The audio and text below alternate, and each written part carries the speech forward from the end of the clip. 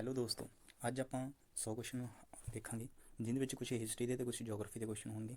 ਨਾਲ ਇਹਨਾਂ ਕੁਐਸਚਨਾਂ ਦੀ ਐਕਸਪਲੇਨੇਸ਼ਨ ਦੇਖਦੇ ਜਾਵਾਂਗੇ। ਪਹਿਲਾ ਭਾਰਤੀ ਜਿਸ ਨੇ ਸਿਵਲ ਸਰਵਿਸ ਦੀ ਪ੍ਰੀਖਿਆ ਪਾਸ ਕੀਤੀ, ਇਹ ਸਨ ਸਤਿੰਦਰ ਨਾਥ ਟੈਗੋਰ। 1863 ਈਸਵੀ ਵਿੱਚ ਇਹਨਾਂ ਨੇ ਇਹ ਪ੍ਰੀਖਿਆ ਪਾਸ ਕੀਤੀ। ਦੂਸਰੇ ਸਨ ਰਿਮੋਸ ਦੱਤ, ਤੀਸਰੇ ਬਿਹਾਰੀ ਲਾਲ ਗੁਪਤਾ, ਚੌਥੇ ਸੁਰਿੰਦਰ ਨਾਥ ਬੈਨਰਜੀ। ਅੰਗਰੇਜ਼ੀ ਕਾਲ ਦੌਰਾਨ ਕਿਹੜੇ ਐਕਟ ਅਧੀਨ ਭਾਰਤ ਵਿੱਚ ਸਰਵਉੱਚ ਅਦਾਲਤ ਦੀ ਸਥਾਪਨਾ ਕੀਤੀ ਗਈ? ਇਹ ਐਕਟ ਹੈ ਰੈਗੂਲੇਟਿੰਗ ਐਕਟ। 1773 ਦੇ ਵਿੱਚ ਰੈਗੂਲੇਟਿੰਗ ਐਕਟ ਪਾਸ ਕੀਤਾ ਗਿਆ। ਕੰਪਨੀ ਦੇ ਕੰਮਾਂ ਦੇ ਹੁਣ ਬ੍ਰਿਟਿਸ਼ ਸਰਕਾਰ ਦੇ ਕੰਟਰੋਲ ਦੇ ਅੰਦਰ ਆ ਗਈਆਂ। ਬੰਗਾਲ ਦੇ ਗਵਰਨਰ ਜਨਰਲ ਨੂੰ ਗਵਰਨਰ ਜਨਰਲ ਬਣਾ ਦਿੱਤਾ ਗਿਆ। ਵਾਰਨ ਹੈਸਟਿੰਗਸ ਇਸ ਦੇ ਤਹਿਤ ਭਾਰਤ ਦੇ ਪਹਿਲੇ ਗਵਰਨਰ ਜਨਰਲ ਬਣੇ। ਇਸ ਦੇ ਮੁਤਾਬਿਕ ਭਾਰਤ ਵਿੱਚ ਕੰਪਨੀ ਦੇ ਸ਼ਾਸਨ ਲਈ ਪਹਿਲੀ ਵਾਰ ਲਿਖਤੀ ਕਾਨੂੰਨ ਪੇਸ਼ ਕੀਤਾ ਗਿਆ। ਕਲਕੱਤਾ ਵਿਖੇ ਸਰਵਉੱਚ ਅਦਾਲਤ ਦੀ ਸਥਾਪਨਾ ਕੀਤੀ ਗਈ।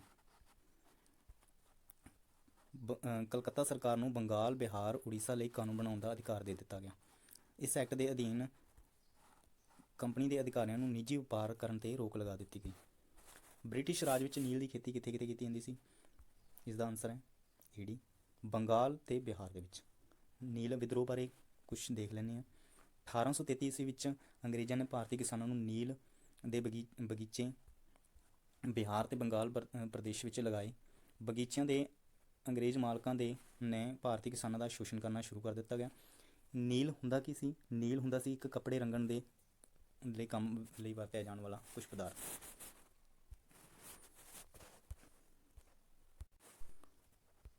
1859 ਅਤੇ 62 ਦੇ ਵਿੱਚ ਕਿਸਾਨਾਂ ਨੇ ਹਿੰਸਕ ਵਿਦਰੋਹ ਕੀਤੇ, ਜਿਸ ਨੂੰ ਨੀਲ ਵਿਦਰੋਹ ਜਾਂ ਬਲੂ ਮਿਊਨਿਟੀ ਕਿਹਾ ਜਾਂਦਾ ਹੈ।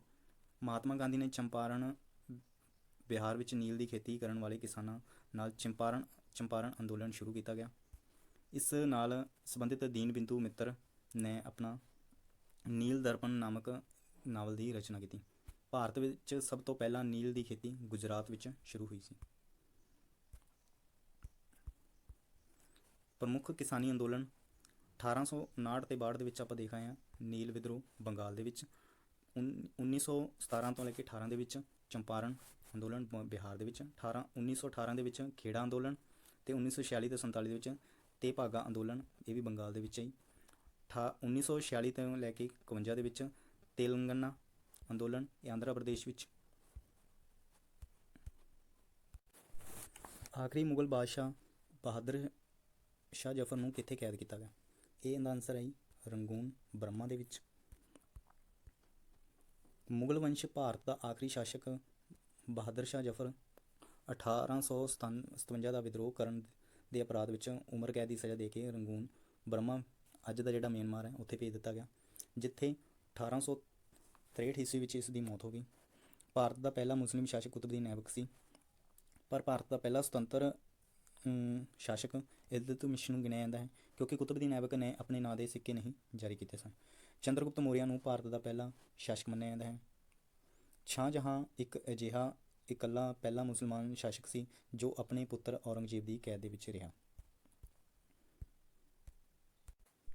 ਪ੍ਰਸਿੱਧ ਸੈਨਾਪਤੀ ਤਾਤੀਆ ਟੋਪੇ ਕਿਸ ਦਾ ਸਮਕਾਲੀ ਸੀ? ਇਸ ਦਾ ਆਨਸਰ ਹੈ ਉਪਰੋਕਤ ਸਾਰੇ। ਲక్ష్ਮੀ ਬਾਈ, ਬਹਾਦਰ ਸ਼ਾਹ ਜ਼ਫਰ ਅਤੇ ਨਾਨਾ ਸਾਹਿਬ। ਵੁੱਡ ਡਿਸਪੈਚ ਜੋ 1854 ਦੇ ਵਿੱਚ ਆਇਆ, ਉਹ ਕਿਸ ਨਾਲ ਰਿਲੇਟਡ ਸੀ? ਇਹ ਹੈ ਸਿੱਖਿਆ ਦੇ ਨਾਲ। ਸਿੰਘ ਸਭਾ ਅੰਦੋਲਨ ਦੀ ਸ਼ੁਰੂਆਤ ਕਦੋਂ ਹੋਈ?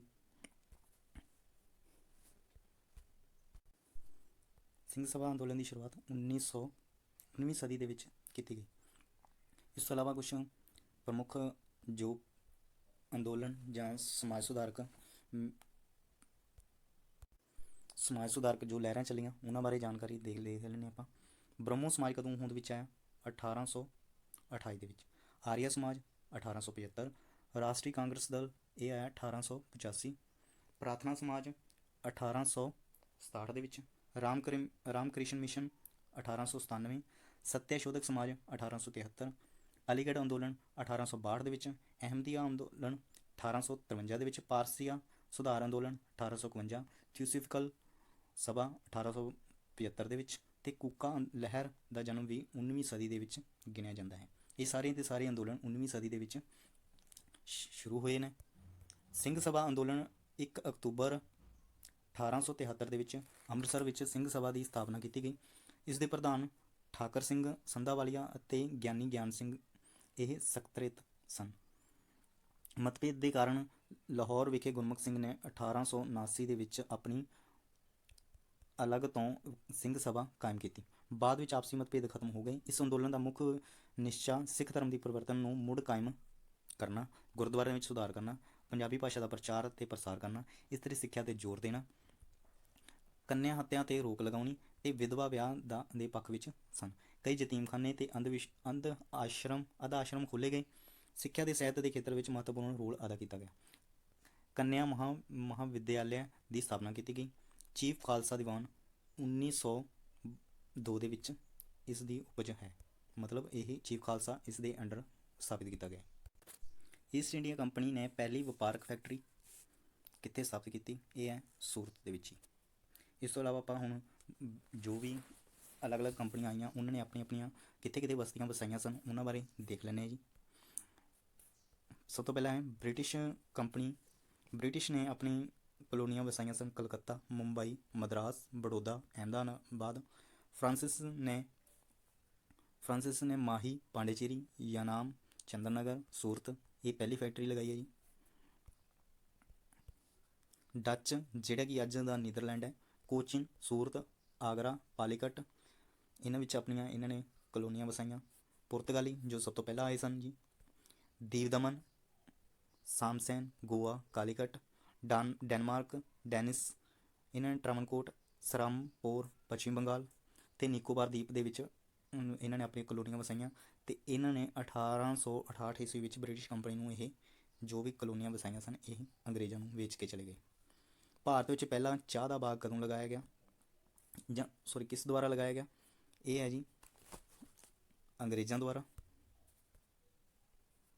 ਚਾਹ ਦਾ ਜਨਮ ਜੇ ਦੇਖਿਆ ਜਾਵੇ ਤਾਂ ਚੀਨ ਵਿੱਚ ਹੋਇਆ ਸੀਗਾ। ਅੰਗਰੇਜ਼ਾਂ ਨੇ 1852 ਈਸਵੀ ਵਿੱਚ ਅਸਮ ਵਿਖੇ ਪਹਿਲਾ ਚਾਹ ਦਾ ਬਾਗ ਲਗਾਇਆ ਗਿਆ ਜੀ। 1840 ਈਸਵੀ ਵਿੱਚ ਕੌਫੀ ਦਾ ਸਭ ਤੋਂ ਪਹਿਲਾ ਬਾਗ ਦੱਖਣੀ ਭਾਰਤ ਵਿੱਚ ਲਗਾਇਆ ਗਿਆ। ਬਾਅਦ ਵਿੱਚ ਕੌਫੀ ਦੇ ਬਾਗ ਮੈਸੂਰ, ਨੀਲਗਿਰੀ, ਮਾਲਾਬਾਰ ਦੇ ਖੇਤਰਾਂ ਦੇ ਵਿੱਚ ਲਗਾਏ ਗਏ। 1857 ਦੀ ਕ੍ਰਾਂਤੀ ਸਮੇਂ ਇੰਗਲੈਂਡ ਦੀ ਮਹਾਰਾਣੀ ਕੌਣ ਸੀ? ਮਹਾਰਾਣੀ ਵਿਕਟੋਰੀਆ। 1857 ਈਸਵੀ ਵਿੱਚ ਦੀ ਕ੍ਰਾਂਤੀ ਸਮੇਂ ਭਾਰਤ ਦਾ ਰਾਸ਼ਟਰੀ ਸ਼ਾਸਕ ਬਹਾਦਰ ਸ਼ਾਹ ਜ਼ਫਰ। ਸੈਨਾਪਤੀ ਉਸ ਦੇ ਕੌਣ ਸਨ? ਬਖਤ ਖਾਂ। ਗਵਰਨਰ ਜਨਰਲ ਉਸ ਸਮੇਂ ਕੌਣ ਸੀ? ਲਾਰਡ ਕੈਨਿੰਗ, ਜਿਸ ਨੂੰ ਅੰਤਿਮ ਗਵਰਨਰ ਜਨਰਲ ਅਤੇ ਬ੍ਰਿਟਿਸ਼ ਸਰਕਾਰ ਵੱਲੋਂ ਨਿਯੁਕਤ ਕੀਤਾ ਪਹਿਲਾ ਭਾਰਤੀ ਵਾਇਸਰਾਏ ਗਿਣਿਆ ਜਾਂਦਾ।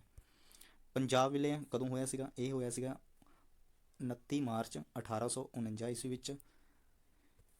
ਉਸ ਸਮੇਂ ਇੰਗਲੈਂਡ ਦੀ ਮਹਾਰਾਣੀ ਵਿਕਟੋਰੀਆ, ਜਿਸ ਦਾ ਕਾਰਜਕਾਲ ਹੈਗਾ ਜੀ 1837 ਤੋਂ ਲੈ ਕੇ 1901 ਈਸਵੀ ਤੱਕ। ਭਾਰਤ ਦੀ ਆਜ਼ਾਦੀ ਸਮੇਂ ਇੰਗਲੈਂਡ ਦਾ ਮਹਾਰਾਜਾ ਜਾਰਜ 6ਵਾਂ ਸੀ ਜੀ। ਅਤੇ ਉਸ ਸਮੇਂ ਪ੍ਰਧਾਨ ਮੰਤਰੀ ਜੋ ਚੱਲ ਰਹੇ ਸੀ ਮਿਸਟਰ ਐਟਲੀ ਲੇਬਰ ਪਾਰਟੀ ਨਾਲ ਸੰਬੰਧਿਤ ਸਨ। ਭਾਰਤ ਦਾ ਆਖਰੀ ਅੰਗਰੇਜ਼ ਵਾਇਸਰਾਏ ਸੀਗੇ ਲਾਰਡ ਮਾਊਂਟਬੈਟਨ। 1857 ਈਸਵੀ ਦੇ ਵਿੱਚ ਸ਼ਹੀਦ ਹੋਣ ਵਾਲੇ ਕੌਣ ਸਨ? ਇਹ ਉੱਪਰ ਸਾਰੇ ਹੈ ਜੀ, ਲక్ష్ਮੀ ਬਾਈ, ਮੰਗਲ ਪਾਂਡੇ ਅਤੇ ਤਾਤੀਆ ਟੋਪੇ। 1857 ਦਾ ਵਿਦਰੋਹ ਜਿਹੜਾ ਹੈ ਡਮਡਮ ਕਲਕੱਤਾ ਵਿਖੇ ਸਭ ਤੋਂ ਪਹਿਲਾਂ ਭਾਰਤੀ ਸੈਨਿਕਾਂ ਨੂੰ ਚਰਬੀ ਵਾਲੇ ਕਾਰਤੂਸ ਦੇ ਬਾਰੇ ਪਤਾ ਲੱਗਿਆ। ਉਹਨਾਂ ਨੂੰ ਇਸ ਬਾਰੇ ਪਤਾ ਲੱਗਿਆ ਕਿ ਇਸ ਖੋਲ ਦੇ ਉੱਪਰ ਜੋ ਵੀ ਚਰਬੀ ਵਾਲਾ ਖੋਲ ਉੱਪਰ ਚੜ੍ਹਿਆ ਹੁੰਦਾ ਸੀ ਉਸ ਦੇ ਉੱਪਰ ਸੂਰ ਅਤੇ ਗਾਂ ਦਾ ਮਾਸ ਦੀ ਚਰਬੀ ਦਾ ਪ੍ਰਯੋਗ ਕੀਤਾ ਹੋਇਆ। 1857 ਦਾ ਵਿਦਰੋਹ ਦਾ ਪ੍ਰਮੁੱਖ ਕੇਂਦਰ ਦਿੱਲੀ ਸੀ। 31 ਮਈ 1857 ਦਾ ਦਿਨ ਵਿਦਰੋਹ ਕਰਨ ਦਾ ਨਿਸ਼ਚਿਤ ਕੀਤਾ ਗਿਆ ਸੀ, ਪਰ ਕੁਝ ਕਾਰਨਾਂ ਦੇ ਕਰਕੇ ਇਹ ਵਿਦਰੋਹ 29 ਮਾਰਚ ਨੂੰ ਹੀ ਸਟਾਰਟ ਹੋ ਗਿਆ। ਇਸ ਤੋਂ ਬਾਅਦ ਕੁਛ ਭਾਰਤੀ ਨਾਇਕ ਜਿਹੜੇ ਵਿਦਰੋਹ ਦਾ ਸਮਾਂ ਦਿੱਤਾ ਹੋਇਆ ਹੈ। ਹਾਂਜੀ, ਆਪਾਂ ਹੁਣ ਕੁਛ ਜੋ ਇਸ ਵਿਦਰੋਹ ਦੇ ਸਮੇਂ ਲੀਡ ਕਰ ਰਹੇ ਸੀ ਉਹਨਾਂ ਬਾਰੇ ਦੇਖ ਲੈਣੇ। ਕਈ ਵਾਰੀ ਉਹਨਾਂ ਬਾਰੇ ਕੁਐਸਚਨ ਆ ਜਾਂਦਾ ਹੈ। ਬਹਾਦਰ ਸ਼ਾਹ ਜ਼ਫਰ ਅਤੇ ਬਖਤਰ ਖਾਂ ਜੋ ਇਸ ਦੇ ਸੈਨਾਪਤੀ ਸਨ, ਇਹ ਦਿੱਲੀ ਤੋਂ ਲੀਡ ਕਰ ਰਹੇ ਸੀ। ਨਾਨਾ ਸਾਹਿਬ ਤਾਤਾ ਟੋਪੀਆ, ਇਹ ਹੈਗਾ ਲਖਨਊ ਤੋਂ। ਉਸ ਤੋਂ ਬਾਅਦ ਹੈ ਜੀ ਬੇਗਮ ਹਜ਼ਰਤ ਮਹਿਲ, ਇਹ ਹੈ ਲਖਨਊ ਤੋਂ, ਇਹ ਵੀ ਜੀ ਲਖਨਊ ਤੋਂ ਹੈ। ਰਾਣੀ ਲక్ష్ਮੀ ਬਾਈ, ਇਹ ਤਾਂ ਸਾਰੇ ਜਾਣਦੇ ਹੀ ਹੈ, ਝਾਂਸੀ ਗਵਾਲੀਅਰ ਕਿਲ੍ਹੇ ਦੇ ਵਿੱਚ। ਲਿਆਕਤ ਅਲੀ ਖਾਂ, ਇਹ ਹੈਗਾ ਇਲਾਹਾਬਾਦ ਦੇ ਵਿੱਚ। ਕਾਬੂਰ ਸਿੰਘ ਜਗਦੀਸ਼ਪੁਰ ਅਤੇ ਬਿਹਾਰ, ਇਹ ਬਿਹਾਰ ਤੋਂ ਲੀਡ ਕਰ ਰਹੇ ਸੀਗੇ ਜੀ। ਖਾਨ ਬਹਾਦਰ ਖਾਂ, ਇਹ ਬਰੇਲੀ ਤੋਂ ਜੀ। ਇਸ ਤੋਂ ਬਾਅਦ ਮੌਲੀਆ ਅਹਿਮਦੁੱਲਾ, ਇਹ ਹੈਗਾ ਫੌਜਾਬਾਦ। ਅਤੇ ਅਜ਼ੀਜ਼ ਮੁੱਲਾ ਹੈਗਾ ਇਹ ਫਤਿਹਪੁਰ। ਦਿੱਲੀ ਸਲਤਨਤ ਕਾਲ ਦਾ ਪਹਿਲਾ ਸ਼ਾਸਕ ਜਿਸ ਨੇ ਦਾਗ ਅਤੇ ਹੁਲੀਆ ਦੀ ਪ੍ਰਥਾ ਸ਼ੁਰੂ ਕੀਤੀ। ਬਹੁਤ ਇੰਪੋਰਟੈਂਟ ਕੁਐਸਚਨ ਹੈ। ਇਹ ਸੀਗੇ ਜੀ ਅਲਾਉਦੀਨ ਖਿਲਜੀ। ਘੋੜਿਆਂ ਨੂੰ ਦਾਗਿਆ ਜਾਂਦਾ ਸੀ ਅਤੇ ਸੈਨਿਕਾਂ ਦਾ ਹੁਲੀਆ ਰਿਕਾਰਡ ਵਿੱਚ ਦਰਜ ਕੀਤਾ ਜਾਂਦਾ ਸੀ। ਇਸ ਦੇ ਪਿੱਛੇ ਇਹ ਕਹਾਣੀ ਹੈ ਜੀ, ਕਿਉਂਕਿ ਜੋ ਸਾਮਤ ਹੁੰਦੇ ਸੀਗੇ ਉਸ ਸਮੇਂ, ਉਹ ਜਦੋਂ ਵੀ ਰਾਜੇ ਨੂੰ ਜ਼ਰੂਰਤ ਪੈਂਦੀ ਸੀ ਯੁੱਧ ਦੇ ਸਮੇਂ, ਤਾਂ ਸਾਮਤ ਕੀ ਕਰਦੇ ਸੀਗੇ, ਘਟੀਆ ਘੋੜੇ ਭੇਜਦੇ ਸੀਗੇ, ਕਿਉਂਕਿ ਜੋ ਚੰਗੇ ਘੋੜੇ ਹੁੰਦੇ ਸੀਗੇ ਉਹ ਸਾਮਤ ਰੱਖਣਾ ਨਹੀਂ ਚਾਹੁੰਦੇ ਸੀਗੇ, ਕਿਉਂਕਿ ਉਹਨਾਂ ਦੇ ਉੱਪਰ ਪੈਸਾ ਖਰਚ ਹੁੰਦਾ ਸੀਗਾ। ਤਾਂ ਕਰਕੇ ਕੀ ਹੈ, ਉਹ ਮਾੜੇ ਘੋੜੇ ਰੱਖਦੇ ਸੀਗੇ, ਅਤੇ ਜਦੋਂ ਰਾਜੇ ਨੂੰ ਜ਼ਰੂਰਤ ਪੈਂਦੀ ਸੀ ਤਾਂ ਉਦੋਂ ਉਹ ਦੇਖਦਾ ਸੀਗਾ ਕਿ ਯੁੱਧ ਦੇ ਵਿੱਚ ਮਾੜੇ ਘੋੜੇ ਕੀ ਹੈ ਹਾਰ ਦਾ ਕਾਰਨ ਬਣ ਸਕਦੇ। ਤਾਂ ਇਸ ਕਾਰਨ ਕੀ ਹੈ, ਅਲਾਉਦੀਨ ਖਿਲਜੀ ਨੇ ਘੋੜਿਆਂ ਦੇ ਉੱਪਰ ਦਾਗ ਲਗਾਉਣਾ ਸ਼ੁਰੂ ਕਰ ਦਿੱਤਾ ਕਿ ਸਿਰਫ ਹੁਣ ਸਾਮਤ ਇਹੀ ਘੋੜੇ ਸੰਭਾਲਣਗੇ ਅਤੇ ਸਾਨੂੰ ਇਹੀ ਘੋੜੇ ਯੁੱਧ ਦੇ ਵਿੱਚ ਵਾਪਸ ਚਾਹੀਦੇ ਨੇ। ਅਤੇ ਸੈਨਿਕਾਂ ਦਾ ਹੁਲੀਆ ਰਿਕਾਰਡ ਕਿਤੇ ਨਾ ਕਿਤੇ ਰਿਕਾਰਡ ਕੀਤਾ ਗਿਆ, ਤਾਂ ਕਿ ਜੋ ਸੈਨਿਕ ਸਾਮਤਾਂ ਦੇ ਕੋਲੇ ਹੁੰਦੇ ਸਨ ਉਹੀ ਸੈਨਿਕ ਯੁੱਧ ਦੇ ਵਿੱਚ ਆਉਣ, ਨਾ ਕਿ ਕੋਈ ਹੋਰ। ਉਸ ਤੋਂ ਬਾਅਦ ਹੈ ਸਾਸਾਰਾਮ ਦਾ ਮਕਬਰਾ।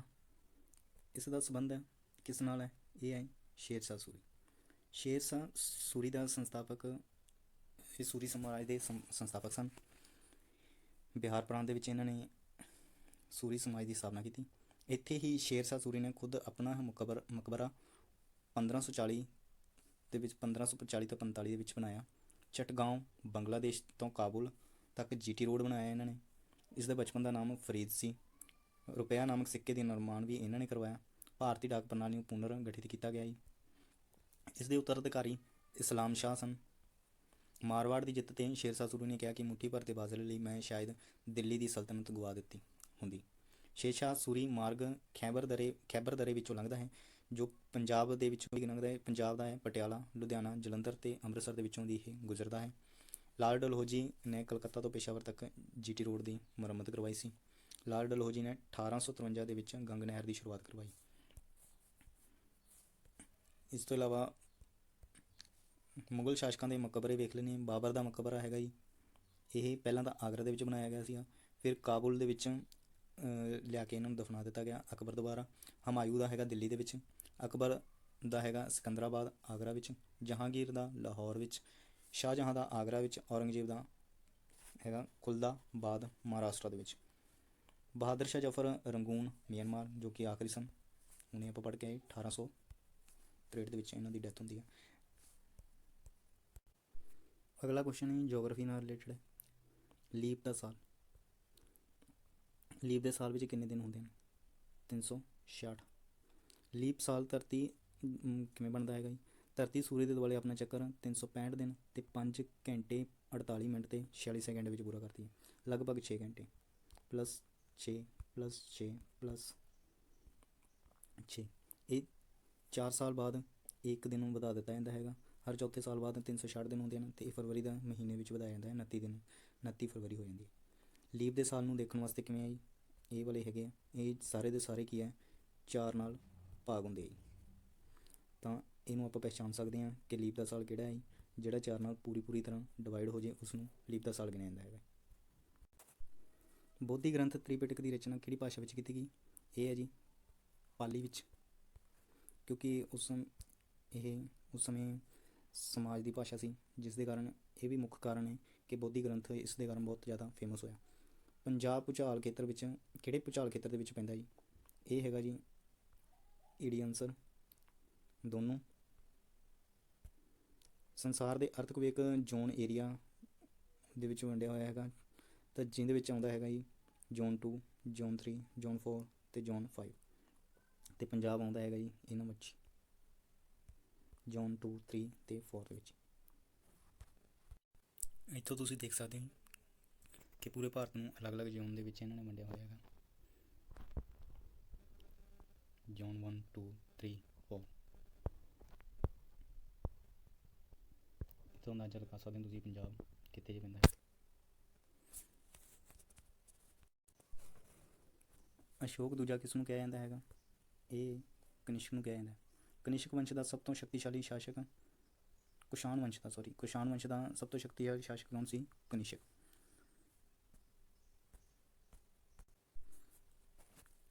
ਜੋ ਕਿ ਭਾਰਤ ਸਰਕਾਰ ਨੂੰ ਇਸ ਨੂੰ ਪ੍ਰਯੋਗ ਵਿੱਚ ਲਿਆਉਂਦੀ ਹੈ। ਇਹਨਾਂ ਨੇ ਸ਼ੰਕ ਸਮਤ ਦੀ ਸ਼ੁਰੂਆਤ ਕੀਤੀ। ਕਨਿਸ਼ਕ ਦੇ ਰਾਜ ਦੀਆਂ ਦੋ ਰਾਜਧਾਨੀਆਂ ਸਨ, ਇੱਕ ਹੈ ਪੇਸ਼ਾਵਰ ਅਤੇ ਮਥੁਰਾ। ਇਸ ਦੇ ਦਰਬਾਰ ਵਿੱਚ ਚਰਕ ਤੇ ਅਸ਼ਵਘੋਸ਼, ਨਾਗਾਰਜੁਨ ਆਦਿ ਪ੍ਰਮੁੱਖ ਵਿਦਵਾਨ ਰਹਿੰਦੇ ਸਨ। ਗੰਧਾਰ ਅਤੇ ਮਥੁਰਾ ਸ਼ੈਲੀ ਦੇ ਵਿਕਾਸ ਵਿੱਚ ਕਨਿਸ਼ਕ ਦੇ ਕਾਰਜਕਾਲ ਵਿੱਚ ਹੋਇਆ। ਇਸ ਤੋਂ ਇਲਾਵਾ ਇੱਕ ਇੰਪੋਰਟੈਂਟ ਗੱਲ ਹੈ ਕਿ ਇਹਨਾਂ ਦੇ ਸਮੇਂ ਹੀ ਚੌਥੀ ਬੌਧ ਸਮਿਟ ਹੋਈ ਹੈ। ਇਸ ਤੋਂ ਇਲਾਵਾ ਕੁਛ ਸੰਮਤ ਫੇਮਸ ਸੰਮਤ ਹੈਗੇ ਆ। ਵਿਕਰਮ ਸੰਮਤ 58 ਈਸਵੀ ਪੂਰਵ ਵਿੱਚ ਹੋਇਆ। ਸ਼ੰਕ ਸੰਮਤ ਆਇਆ ਸੀਗਾ ਜੀ 78 ਦੇ ਵਿੱਚ ਹੀ। ਗੁਪਤ ਸੰਮਤ ਆਇਆ 320 ਈਸਵੀ ਪੂਰਵ ਵਿੱਚ। ਕਾਲ ਸੰਮਤ ਆਇਆ 102 ਈਸਵੀ ਵਿੱਚ। ਇਲਾਹੀ ਸੰਮਤ 1585 ਈਸਵੀ ਵਿੱਚ ਅਕਬਰ ਨੇ ਸੂਰਜ ਨੂੰ ਆਧਾਰ ਮੰਨ ਕੇ ਚਲਾਇਆ। ਸ਼ਾਹਜਹਾਂ ਨੇ ਇਲਾਹੀ ਸੰਮਤ ਨੂੰ ਖਤਮ ਕਰ ਦਿੱਤਾ ਅਤੇ ਹਿਜਰੀ ਸੰਮਤ ਦੀ ਸ਼ੁਰੂਆਤ ਕੀਤੀ। ਇਹ ਸਾਰੀਆਂ ਗੱਲਾਂ ਯਾਦ ਰੱਖਣੀਆਂ। ਭਾਰਤੀ ਝੰਡੇ ਦਾ ਅਜੋਕਾ ਡਿਜ਼ਾਈਨ ਕਿਸ ਨੇ ਤਿਆਰ ਕੀਤਾ ਸੀ? ਇਹ ਇਹਨਾਂ ਨੇ ਪਿੰਗਾਲੀ ਵੈਂਕੀਜ਼ਾ 1916 ਦੇ ਵਿੱਚ। 1931 ਈਸਵੀ ਵਿੱਚ ਕਰਾਚੀ ਵਿਖੇ ਤਿਰੰਗੇ ਝੰਡੇ ਵਿੱਚ ਚੱਕਰ ਨੂੰ ਕਾਂਗਰਸ ਕਮੇਟੀ ਦੁਆਰਾ ਅਪਣਾ ਲਿਆ ਗਿਆ ਸੀ ਅਤੇ 22 ਜੁਲਾਈ 1947 ਨੂੰ ਅਸ਼ੋਕ ਚੱਕਰ ਅਤੇ ਰਾਸ਼ਟਰੀ ਚੱਕਰ ਨੂੰ ਅਪਣਾ ਲਿਆ ਗਿਆ। ਹਰ 26 ਜਨਵਰੀ ਨੂੰ ਰਾਜਪਥ ਦੇ ਰਾਸ਼ਟਰਪਤੀ ਤਿਰੰਗਾ ਲਹਿਰਾਉਂਦੇ ਹਨ ਅਤੇ 15 ਅਗਸਤ ਨੂੰ ਪ੍ਰਧਾਨ ਮੰਤਰੀ ਲਾਲ ਕਿਲ੍ਹੇ ਦੇ ਉੱਪਰ ਤਿਰੰਗਾ ਲਹਿਰਾਉਂਦੇ ਹਨ। ਅੱਜ ਤੱਕ ਜਵਾਹਰ ਲਾਲ ਨਹਿਰੂ ਨੇ 17 ਵਾਰ, ਇੰਦਰਾ ਗਾਂਧੀ ਨੇ 16 ਵਾਰ ਅਤੇ ਡਾਕਟਰ ਮਨਮੋਹਨ ਸਿੰਘ ਨੇ ਜੋ ਕਿ 14ਵੇਂ ਪ੍ਰਧਾਨ ਮੰਤਰੀ ਨੇ 10 ਵਾਰ ਅਤੇ ਅਟਲ ਬਿਹਾਰੀ ਭਾਈ ਨੇ 6 ਵਾਰ ਲਾਲ ਕਿਲ੍ਹੇ ਦੇ ਉੱਪਰ ਤਿਰੰਗਾ ਲਹਿਰਾਇਆ। ਅਤੇ ਤੁਸੀਂ ਕਮੈਂਟ ਦੇ ਵਿੱਚ ਦੱਸਣਾ ਹੈ ਕਿ ਨਰਿੰਦਰ ਮੋਦੀ ਨੇ ਅੱਜ ਤੱਕ ਕਿੰਨੇ ਵਾਰ ਲਹਿਰਾ ਚੁੱਕੇ ਨੇ। ਭਾਰਤ ਦੀ ਸੰਵਿਧਾਨ ਸਭਾ ਦਾ ਗਠਨ ਦਾ ਆਧਾਰ ਕੀ ਸੀ? ਇਹਦਾ ਆਨਸਰ ਹੈ ਕੈਬਨਿਟ ਕਮਿਸ਼ਨ ਪਲਾਨ। 1942 ਵਿੱਚ ਕ੍ਰਿਪਸ ਮਿਸ਼ਨ ਲਾਰਡ ਲਿਨਥਿੰਗੋ ਦੇ ਸਮੇਂ ਭਾਰਤ ਆਇਆ ਅਤੇ ਜਿਸ ਦਾ ਉਦੇਸ਼ ਸੰਵਿਧਾਨ ਸਭਾ ਦੀ ਯੋਜਨਾ ਤਿਆਰ ਕਰਨਾ, ਦੇਸ਼ ਦੇ ਸੰਵਿਧਾਨ ਦੇ ਸਿਧਾਂਤ ਨਿਰਧਾਰਿਤ ਕਰਨ ਦੇ ਲਈ ਬੰਬਈ ਵਿਖੇ ਮੋਤੀ ਲਾਲ ਨਹਿਰੂ ਦੀ ਪ੍ਰਧਾਨਗੀ ਹੇਠ 1928 ਨੂੰ ਇੱਕ ਸੰਮੇਲਨ ਹੋਇਆ। 10 ਅਗਸਤ 1928 ਨੂੰ ਮੋਤੀ ਲਾਲ ਨਹਿਰੂ ਨੇ ਇੱਕ ਰਿਪੋਰਟ ਪੇਸ਼ ਕੀਤੀ ਜਿਸ ਨੂੰ ਨਹਿਰੂ ਰਿਪੋਰਟ ਕਿਹਾ ਜਾਂਦਾ ਹੈ। ਇਹ ਭਾਰਤੀਆਂ ਦੁਆਰਾ ਦੇਸ਼ ਲਈ ਸੰਵਿਧਾਨ ਨਿਰਮਾਣ ਦਾ ਪਹਿਲਾ ਯਤਨ ਸੀ। ਭਾਰਤ ਦੀ ਸੰਵਿਧਾਨ ਸਭਾ ਦਾ ਉਲੇਖ ਪਹਿਲੀ ਵਾਰ 1922 ਨੂੰ ਮਹਾਤਮਾ ਗਾਂਧੀ ਨੇ ਕੀਤਾ ਸੀ। ਭਾਰਤੀ ਰੇਲਵੇ ਨੂੰ ਕਿੰਨੇ ਜ਼ੋਨ ਦੇ ਵਿੱਚ ਵੰਡਿਆ ਹੋਇਆ ਹੈਗਾ? ਇਹ ਆਈ 17 ਜ਼ੋਨ ਦੇ ਵਿੱਚ। ਅਤੇ ਤੁਸੀਂ ਮੈਨੂੰ ਦੱਸਣਾ ਹੈ ਕਿਉਂਕਿ ਇਹ ਕਰੰਟ ਦੇ ਵਿੱਚ ਬਦਲ ਚੁੱਕੇ ਨੇ। ਇਹਦਾ ਇੱਕ ਮੈਨੂੰ ਲੱਗਦਾ ਇੱਕ ਪਲੱਸ ਹੋ ਚੁੱਕਿਆ ਹੈਗਾ ਸ਼ਾਇਦ, ਅਤੇ ਤੁਸੀਂ ਇਹ ਦੇਖ ਲੈਣਾ। ਸਭ ਤੋਂ ਵੱਡਾ ਜ਼ੋਨ ਹੈਗਾ ਨਾਰਥ ਰੇਲਵੇ ਅਤੇ ਸਭ ਤੋਂ ਛੋਟਾ ਨਵਾਂ ਜ਼ੋਨ ਗਿਣਿਆ ਜਾਂਦਾ ਹੈ ਇਹ ਮੈਟਰੋ ਰੇਲਵੇ ਕੋਲਕਾਤਾ। ਭਾਰਤੀ ਰੇਲਵੇ ਦਾ ਰਾਸ਼ਟਰੀਕਰਨ ਹੋਇਆ ਸੀਗਾ 1950 ਈਸਵੀ ਵਿੱਚ। ਇਸ ਦਾ ਮੁੱਖ ਦਫ਼ਤਰ ਦਿੱਲੀ ਦੇ ਵਿੱਚ ਹੈ। ਭਾਰਤੀ ਰੇਲਵੇ ਹੀ ਸਭ ਤੋਂ ਵੱਡਾ ਅਦਾਰਾ ਹੈ ਜਿਸ ਵਿੱਚ ਸਭ ਤੋਂ ਵੱਧ ਕਰਮਚਾਰੀ 16 ਲੱਖ। ਹੋ ਸਕਦਾ ਹੈ ਕਿ ਇਹ ਡਾਟਾ ਪੁਰਾਣਾ ਹੈ, ਵੱਧ ਕੇ ਪਲੱਸ ਹੋ ਗਿਆ ਹੋਵੇ। ਭਾਰਤ ਵਿੱਚ 3 ਪ੍ਰਕਾਰ ਦੇ ਰੇਲ ਮਾਰਗ ਹਨ। ਡੈਕਨ ਕਵੀਨ ਭਾਰਤ ਦੀ ਪਹਿਲੀ ਬਿਜਲੀ ਨਾਲ ਚੱਲਣ ਵਾਲੀ ਰੇਲ ਹੈ। ਭਾਰਤੀ ਰੇਲ ਮਾਰਗ ਦੀ ਕੁੱਲ ਲੰਬਾਈ ਹੋ ਸਕਦਾ ਹੈ, ਇਹ ਵੀ ਡਾਟਾ ਪੁਰਾਣਾ ਹੈ ਜੀ। ਭਾਰਤੀ ਰੇਲ ਬੋਰਡ ਦੀ ਸਥਾਪਨਾ 1905 ਈਸਵੀ ਲਾਰਡ ਕਰਜ਼ਨ ਸਮੇਂ ਹੋਈ ਸੀ। ਭਾਰਤ ਵਿੱਚ ਰਾਸ਼ਟਰੀ ਜਲ ਮਾਰਗਾਂ ਦੀ ਗਿਣਤੀ, ਇਹ ਵਾਲੀਆਂ ਵੀ ਕੁਐਸਚਨ, ਇਹਦਾ ਵੀ ਡਾਟਾ ਪੁਰਾਣਾ ਹੈਗਾ ਜੀ, ਇਹ ਤੁਸੀਂ ਦੇਖ ਸਕਦੇ ਹੋ। ਇਹਦੇ ਵਿੱਚ 6 ਦੱਸੇ ਹੋਏ ਨੇ, ਪਰ ਇਹ ਹੋ ਸਕਦਾ ਕਿ ਬਦਲ ਕੇ ਕੁਛ ਹੋਰ ਹੋ ਗਿਆ ਹੋਵੇ, ਸ਼ਾਇਦ ਇਹਦੇ ਵਿੱਚ ਪਲੱਸ ਹੋ ਗਿਆ ਹੋਵੇ, ਕਿਉਂਕਿ ਅੱਜ ਕੱਲ੍ਹ ਨਰਿੰਦਰ ਮੋਦੀ ਜਲ ਮਾਰਗ ਦੇ ਉੱਪਰ ਬਹੁਤ ਸਾਰੇ ਕੰਮ ਕਰ ਰਹੀ ਹੈ। ਕੁੱਲ ਆਵਾਜਾਈ ਮਾਰਗ ਦੇ ਵਿੱਚ ਦੇਖੀਏ ਤਾਂ 83% ਸੜਕਾਂ ਦੇ ਵਿੱਚ ਆਵਾਜਾਈ ਹੈ ਅਤੇ 9% ਰੇਲ ਮਾਰਗ ਅਤੇ 6% ਹਵਾਈ ਮਾਰਗ ਅਤੇ 2% ਜਲ ਮਾਰਗ ਦੇ ਵਿੱਚ ਕਾਊਂਟ ਕੀਤਾ ਜਾਂਦਾ ਹੈ। ਅਤੇ ਭਾਰਤ ਦਾ 90% ਵਪਾਰ ਸਮੁੰਦਰੀ ਮਾਰਗ ਦੇ ਰਾਹੀਂ ਹੁੰਦਾ ਹੈ। ਦੂਨ ਵੈਲੀ ਕਿਹੜੀ ਫਸਲ ਲਈ ਪ੍ਰਸਿੱਧ ਹੈ?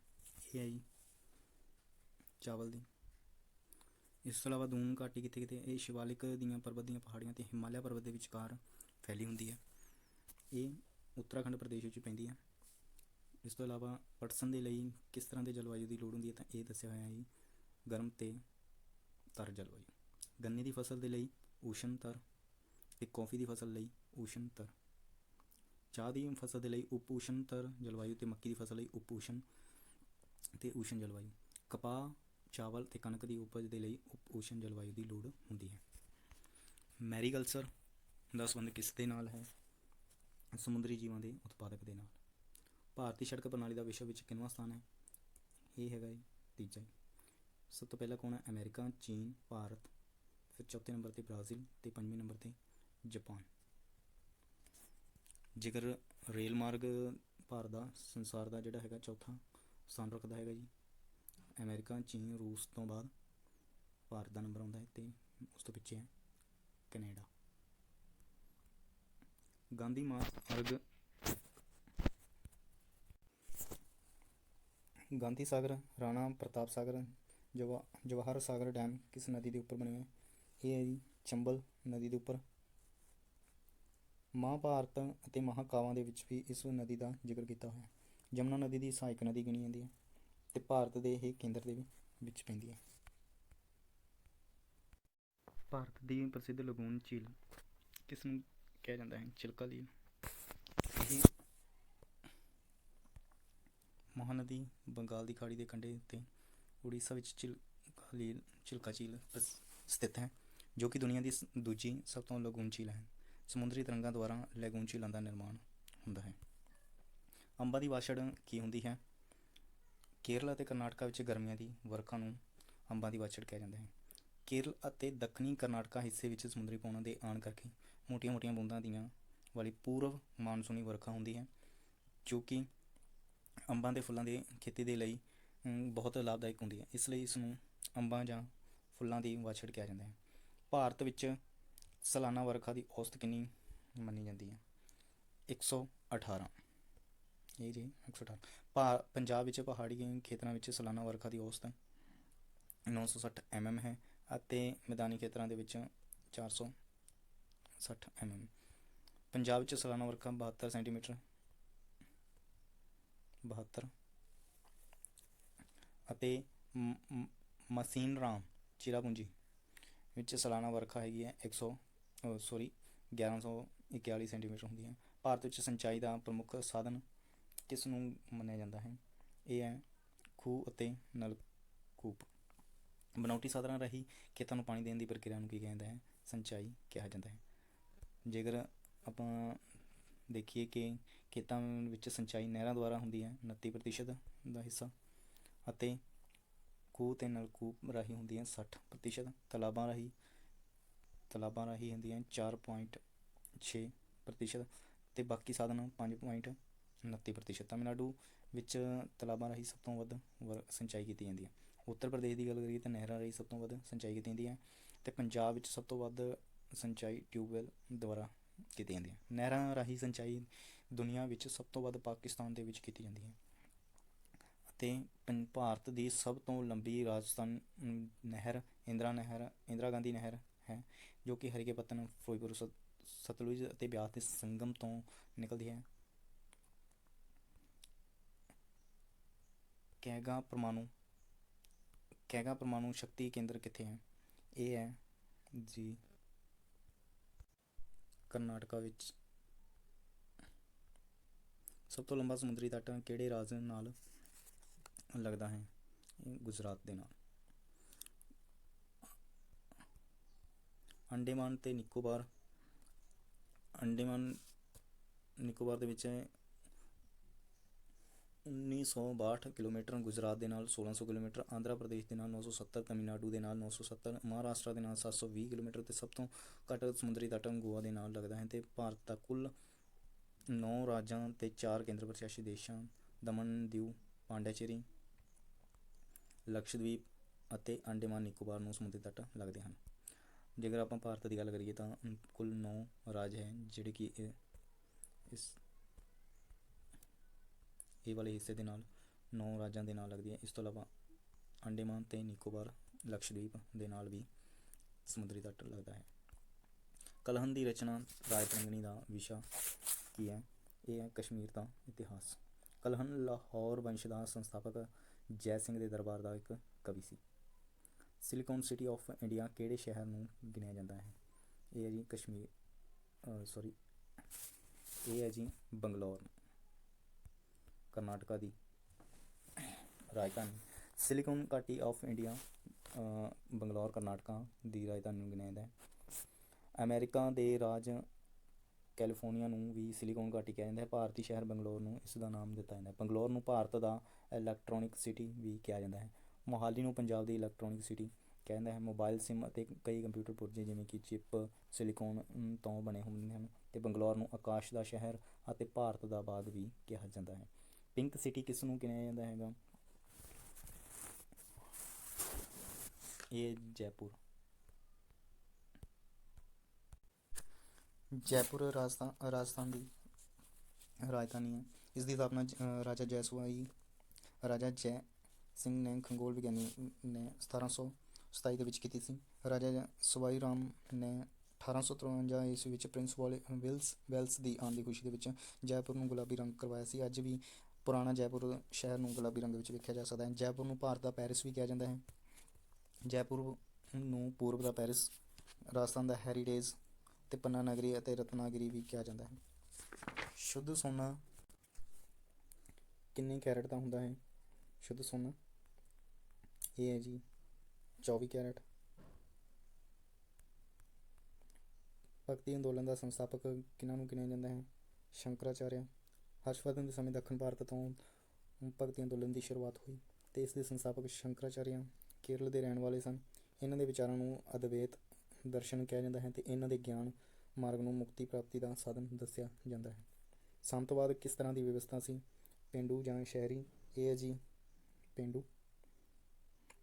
ਸਾਮੰਤਵਾਦ ਦੀ ਸ਼ੁਰੂਆਤ ਰੋਮਨ ਸਾਮਰਾਜ ਦੇ ਸੰਸਥਾਪਕ ਤੋਂ ਬਾਅਦ ਰੋਮ ਵਿੱਚ 5ਵੀਂ ਸਦੀ ਦੇ ਵਿੱਚ। ਸਾਮੰਤਵਾਦ ਦੇ ਅਰਥ ਹੈ ਭੂਮੀ ਭਾਗ ਜੋ ਲਾਰਡ ਅਤੇ ਜਗੀਰਦਾਰਾਂ ਨੂੰ ਦਿੱਤਾ ਜਾਂਦਾ ਹੈ। ਕਈ ਇਤਿਹਾਸਕਾਰ ਇਸ ਨੂੰ ਰਾਜਨੀਤੀ ਦੇ ਆਰਥਿਕ ਵਿਵਸਥਾ ਮੰਨਦੇ ਹਨ ਅਤੇ ਰਾਜਪੂਤ ਦੇ ਮੁਗਲਕਾਲੀਨ ਸਾਮੰਤਵਾਦੀ ਵਿਵਸਥਾ ਸੀ ਦੇ ਸਮੇਂ ਇਹ ਮੁਗਲਕਾਲੀਨ ਸਾਮੰਤਵਾਦੀ ਵਿਵਸਥਾ ਹੁੰਦੀ ਸੀ। ਧਰਤੀ 'ਤੇ ਸਭ ਤੋਂ ਪਹਿਲਾਂ ਕਿਹੜੇ ਜੀਵ ਦੀ ਉਤਪਤੀ ਹੋਈ ਹੈ? ਇਹ ਜੀ ਮੱਛੀ। ਲਗਭਗ 350 ਲੱਖ ਸਾਲ ਪਹਿਲਾਂ ਮੱਛੀ ਦਾ ਜਨਮ ਹੋਇਆ ਮੰਨਿਆ ਜਾਂਦਾ ਹੈ। ਜੀਵ ਵਿਕਾਸ ਦੀ ਪ੍ਰਕਿਰਿਆ ਹੌਲੀ ਹੌਲੀ ਸ਼ੁਰੂ ਹੋਈ ਹੈ ਅਤੇ ਪਹਿਲਾਂ ਪਾਣੀ ਵਿੱਚ ਰਹਿਣ ਵਾਲੇ ਜੀਵ ਮੱਛੀ, ਡੱਡੂ, ਮਗਰਮੱਛ, ਸੱਪ ਆਦਿ ਸਨ। ਮਨੁੱਖ ਦੇ ਜਨਮ ਬਾਰੇ ਅਲੱਗ-ਅਲੱਗ ਮਤ ਹਨ। ਕੁਝ ਵਿਦਵਾਨ ਇਸ ਨੂੰ 10 ਲੱਖ ਸਾਲ ਪਹਿਲਾਂ ਹੋਇਆ ਮੰਨਦੇ ਹਨ ਅਤੇ ਕੁਝ 20 ਲੱਖ ਸਾਲ ਪਹਿਲਾਂ ਮੰਨਦੇ ਹਨ। ਵਾਨਰ, ਗੋਰੀਲਾ, ਚਿੰਪੈਂਜੀ ਮਨੁੱਖ ਦੇ ਵਡੇਰੇ ਹਨ। ਰਿੰਗ ਫੈਂਸ ਦਾ ਕਿਸ ਦੇ ਨਾਲ ਸੰਬੰਧ ਹੈ? ਇਸ ਦਾ ਸੰਬੰਧ ਹੈ ਜੀ ਲਾਰਡ ਹੈਸਟਿੰਗਸ। ਮੁਗਲ ਕਾਲ ਵਿੱਚ ਵਤਨ ਜਗੀਰਾਂ ਦਿੱਤੀਆਂ ਜਾਂਦੀਆਂ ਸਨ ਇਹ ਰਾਜਪੂਤਾਂ ਨੂੰ। ਮੁਗਲ ਸਾਮਰਾਜ ਵਿੱਚ ਜਗੀਰਾਂ 4 ਤਰ੍ਹਾਂ ਦੀਆਂ ਹੁੰਦੀਆਂ ਸਨ। ਜਗੀਰ ਇਹ ਤਨਖਾਹ, ਮਨਸਬਦਾਰਾਂ ਨੂੰ ਤਨਖਾਹ ਦੇ ਰੂਪ ਵਿੱਚ ਦਿੱਤੀ ਜਾਣ ਵਾਲੀ ਜਗੀਰ। ਮਸ਼ਰੂਤ ਜਗੀਰ, ਮਨਸਬਦਾਰਾਂ ਨੂੰ ਕਿਸੇ ਸ਼ਰਤ ਲਈ ਦਿੱਤੀ ਜਾਂਦੀ ਵਾਲੀ ਜਗੀਰ। ਇਨਾਮ ਜਗੀਰ, ਮਨਸਬਦਾਰਾਂ ਨੂੰ ਕਿਸੇ ਫਰਜ਼ ਦੇ ਆਧਾਰ 'ਤੇ ਦਿੱਤੀ ਜਾਣ ਵਾਲੀ ਜਗੀਰ। ਅਤੇ ਵਤਨ ਜਗੀਰ, ਇਹ ਉਹ ਜਗੀਰਾਂ ਹੁੰਦੀਆਂ ਸਨ ਜੋ ਤਬਦੀਲੀ ਨਹੀਂ ਕੀਤੀ ਜਾ ਸਕਦੀ।